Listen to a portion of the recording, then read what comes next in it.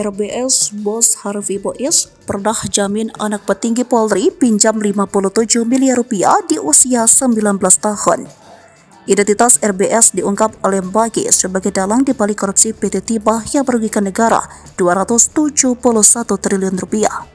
Menurut Bonyamin Saiman, koordinator Bagi, RBS otak sesungguhnya, sementara Harvey Bois hanya kaki tangan.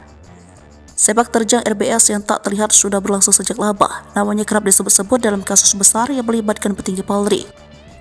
Bahkan nama RBS pernah membuat heboh di tahun 2005 ketika namanya masuk dalam surat edaran Kabareskrim Polri nomor B1538 2010 Bareskrim pada 18 Juni 2010 ke PPATK. Kala itu dia menjadi penjamin anak dari petinggi Mabes Polri HR yang kala itu berusia 19 tahun. Uang sebesar 57 miliar itu cair dari Bank Dunia. Tujuannya uang itu digunakan untuk berbisnis tambang. Penyidik Jaksa Agung Muda Tindak Pidana Khusus Kejaksaan Agung memeriksa saksi berinisial RBS atau RBT dalam perkara dugaan tindak pidana korupsi tata niaga timah wilayah izin usaha pertambangan PT Timah Tbk tahun 2015 hingga 2022. RBS sedang kami periksa, kata Direktur Penyidikan Jampitsus Kejagung Kuntadi di Jakarta Senin.